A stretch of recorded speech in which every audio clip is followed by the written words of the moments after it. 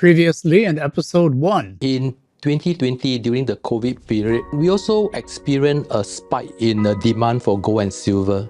So there was clamoring for physical metals, and we virtually sold out everything we had for sale. So with all this bullion coming in, we are really running out of space. We had to start looking for a larger bullion storage location. We got lucky. We got lucky in that we found a building which was perfect for us. It was ideal.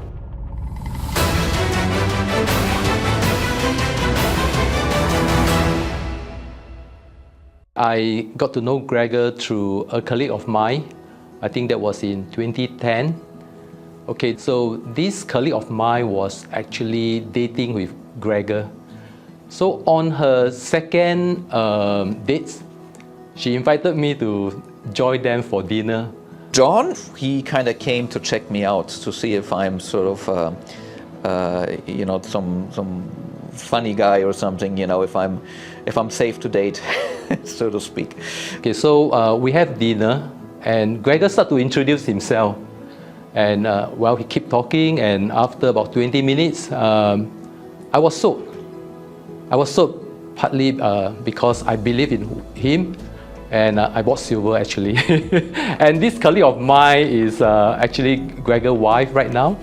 And that's how we met John. And he didn't join the company back then. It was 2 or 3 years later when things expanded, said we needed more people, and John was able to come in.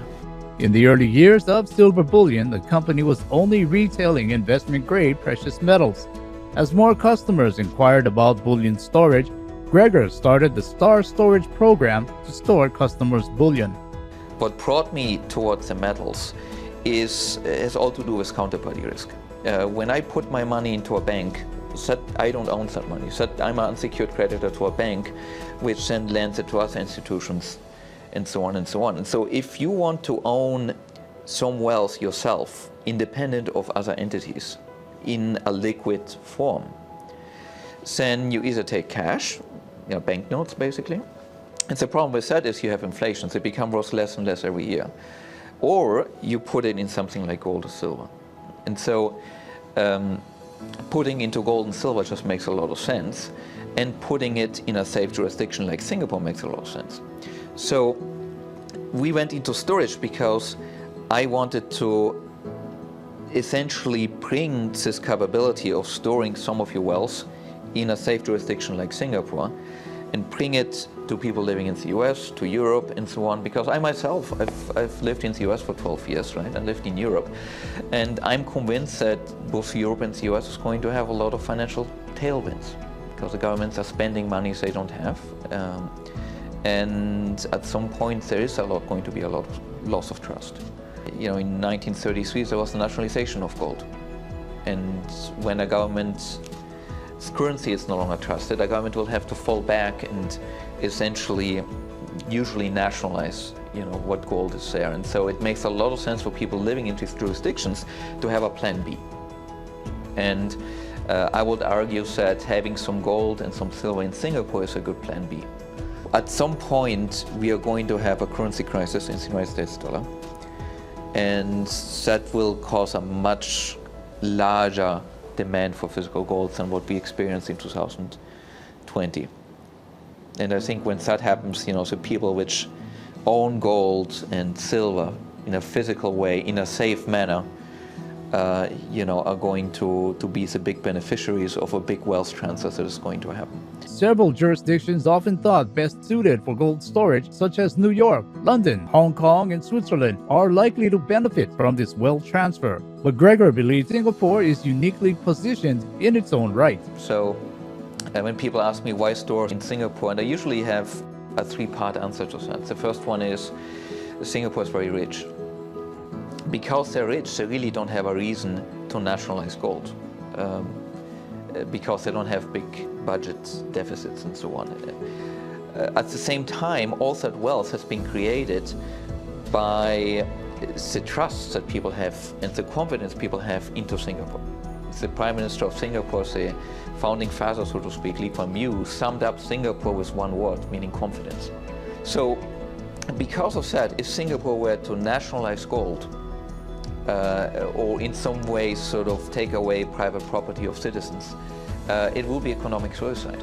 If we nationalize or confiscate gold, we will lose all credibility. And it is a fact that when you have a company in Singapore, you don't have to worry about corruption because the whole government and everything is based on providing a fair sort of environment. And Singapore was ranked #1, according to the Heritage Foundation, on the business friendliest place, or the place with the most economic liberty, essentially. So, because of that, if Singapore were to nationalize gold, or in some way sort of take away private property of citizens, it will be economic suicide.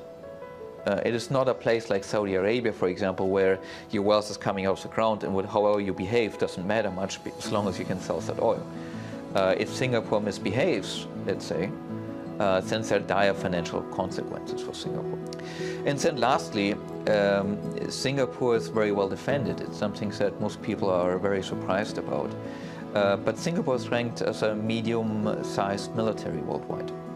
So there's a draft which is at least 2 years, and until the age of 40 or so, Singapore citizens have to go back to the military.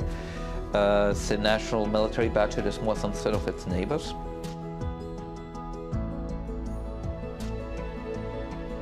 They have the German Leopard 2 main battle tanks, American Apache attack helicopters. They have about 100 F-15s and F-16s. They now get the F-35. They have a defense industry of their own, which almost ended up building the amphibious assault vehicle for the US Marines. So the Singapore military essentially is a very strong, for its size, incredibly strong defense industry, and pretty much built itself to a point where it's not only a neutral country and a country which has made defense agreements with surrounding countries, but in many ways has also become one of the biggest kids on the block locally, even in terms of military capabilities. Like many countries, Singapore was not spared from the impact of the COVID-19 pandemic. However, the recession brought on by the pandemic had a silver lining for the company's relocation plans. The economic slowdown saw rising industrial real estate vacancies cause a slump in building prices. Buildings that were highly sought after in an economic boom were now much cheaper. They found a building that met their requirements at 6 Changi South, Street 3. When we bought it, we ended up buying it for about 18 million Singapore dollars, and that's about $100 per square foot, which in Singapore is, very cheap. And what also matters about this building is the foundations and the bones of it are just so strong. My fourth floor still has 30 kilonewtons of floor loading, so it's still 15 times stronger than a car park. So I can put my class 2 vaults, which is a 28-ton steel vault, on this floor without having any problems about the weight. And I can put one next to the other. And we're all able to do it because the building is allowing us to. And so this is giving us a chance of building something truly unique, which has never been built like this. And to create a capacity which is higher than any other vault, commercial vault worldwide. And that's exciting. With the building purchased, the focus now moves not only to renovating it, but also to assess if it was feasible to relocate the safe house to 6 Changi South, Street 3, which the company now owns. Moving over 400 metric tons of precious metals securely to a new location is daunting, but so is operating the vault in this new location. When we bought the building, the reserve, the building essentially was ready to be renovated. And we had two choices. One choice would have been to try and stay where we are right now. But because of COVID and other restrictions, we didn't have a clear timeline when the full renovation of the new building will be ready. And so it made sense for us to look at the possibility of moving into one of the floors of the new building. Well, moving into a building before renovation don't gel well with the insurance company. We need to convince them that the place is safe to store bullion. So what we need was, we did a lot of planning, and we did a lot of drawing for them to see why the building is safe. And we actually went back to them over and over again to actually prove it to them and to meet their strict requirement. We also spent many nights through Zoom meeting with the surveyor, the insurance surveyors in London, to actually present to him why they should accept us in this building, they should accept our insurance. Well, we finally got it, and it was such a big relief, because that was not easy. Yeah, because the building is undergoing renovation, and it's not easy to convince them. Insurance is an essential part of the bullion storage business. Silver Bullion is a forerunner in obtaining a high class of insurance for the gold and silver that they store. Their insurance policy includes a rare coverage known in the insurance industry as mysterious disappearance. So some of the biggest shortcoming when it comes to the bullion industry, the storage of bullion, is one of it is insurance. The three things that you should normally look out for is that theft is covered, which is covered in almost all cases, third-party theft. But the next question is infidelity covered? And infidelity essentially covers against inside jobs inside the company. And of all these coverages is mysterious disappearance, because mysterious disappearance will cover any other reason that something goes missing.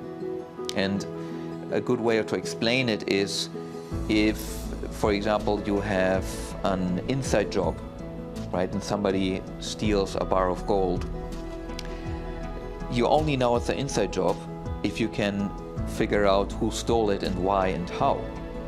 But if you cannot figure that out, it's not an inside job, it's a mysterious disappearance. Okay, when you talk about mysterious disappearance, we have to go back to police report. Okay, so when you submit a large claim to the insurance company, you must accompany it with a police report. So in the police report, it will have to state what happened and who are the people involved. But when you come to mysterious disappearance, how are you going to report to police? And if you're calling the police and said, geez, I thought I had 100 bars of gold, but now I only have 99, what happened? And you cannot explain it. What is the police going to do? Right? It's too bad for you, because maybe you didn't count your gold bars correctly. Maybe the shipment was only 99 bars, and you signed a piece of paper saying that you received 100 bars. So should the insurance pay for your mistake? And the answer is, if mysterious disappearance is covered, the answer is yes, they have to pay.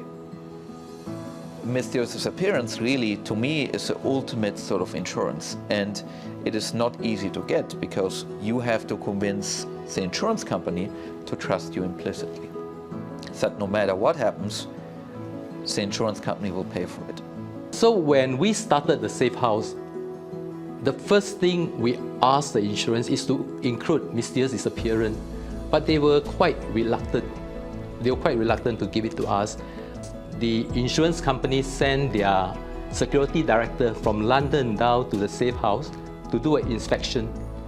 And the first thing this security director asked for is the vault management system.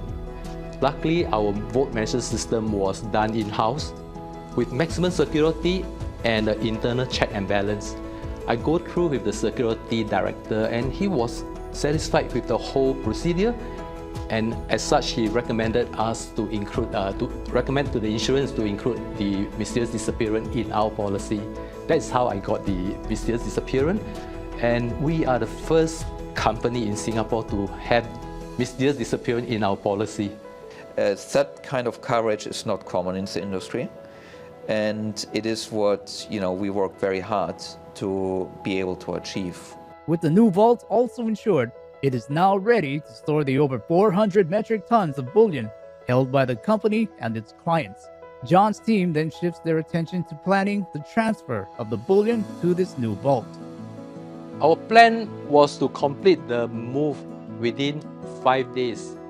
Yes, but the planning of this move took us more than 10 days to plan because we have to survey the route, although it's only 7 kilometers away, but the deployment of armed guard and security officer along this stretch of routes is quite tedious for us. Gold was quite easy to transport, but moving almost 400 tons of silver, that was really the bigger challenge. Well, we managed to move the bullion over within 3 days, but seriously, during these 3 days, it was a very stressful 3 days for me. So when everything has been moved over and accountable for it, gosh, it's like a big piece of rocks taken out of my chest. All of the bullion is packaged inside these pallet cages, which are cages holding anywhere from 300 to about 900 kilos of silver. And you'll notice that they're all packaged in these black wrappings, basically not make people really realize what's inside. They get picked up at the safe house under secure guard. They get moved with a heavy-duty lifter onto these flatbed trucks, which can hold up to 60 tons each. They then get essentially closed up, and they're going to be moved over to the reserve, which is about 8 kilometers or so away, along with an escort car.